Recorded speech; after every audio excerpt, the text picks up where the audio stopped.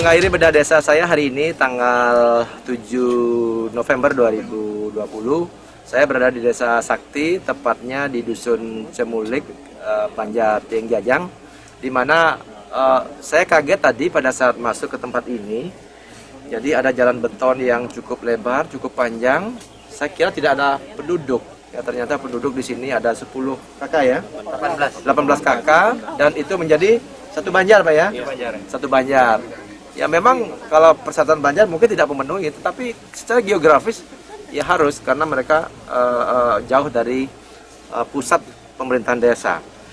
Nah tentu saya melihat ada banyak yang bisa kita kerjakan di tempat ini, karena ini tempatnya bagus, untuk pertanian juga luar biasa.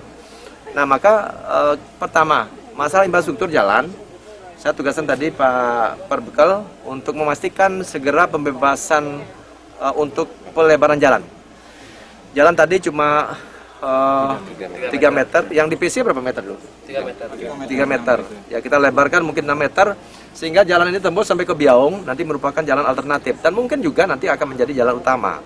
Nah sehingga Nusa Penida ini banyak mempunyai jalan-jalan alternatif lain, yang nantinya bisa mungkin dikembangkan menjadi daerah pariwisata, daerah pertanian, dan mungkin pusat-pusat bisnis lainnya.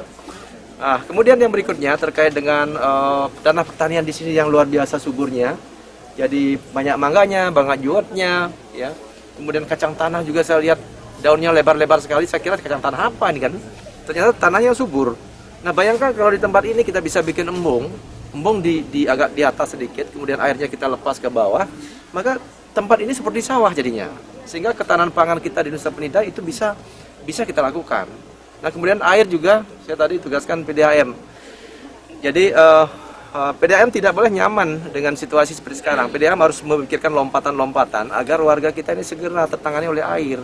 Masalahnya bukan masalah di sumber air. Sumber air ada, uang ada kan. Kalau kita mau menyiapkan perencanaan kita yang belum siap.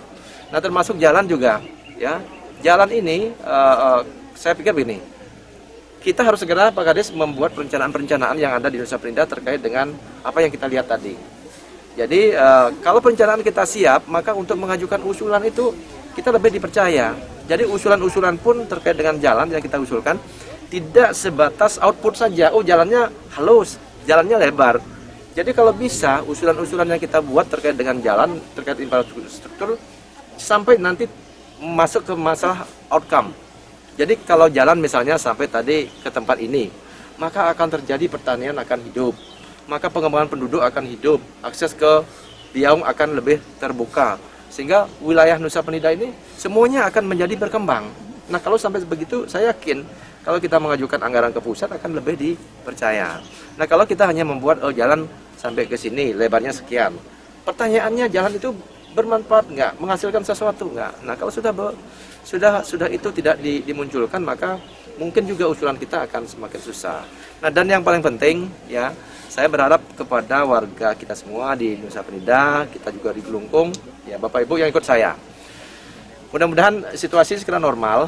Kalau urusan membangun jalan dengan anggaran 5 miliar, 10 miliar, kalau pariwisata ini normal kembali, saya kira itu pekerjaan kecil. Nah oleh sebab itu mari kita semangat semua, makanya hari ini kita turun bersama-sama. Ini hari libur ya, kita tetap masih melaksanakan tugas kita. Ya mungkin orang berpikir, apa sih yang dicari? Nah Bupati ini sama timnya turun hari libur, ya saya ingin melakukan inventarisir terhadap semua permasalahan. Kalau libur ini anggap kita refreshing. Ya jadi bapak-bapak, ibu-ibu semua tolong semangat ya. Apa yang kita lakukan ini, inilah pengabdian kita kepada masyarakat.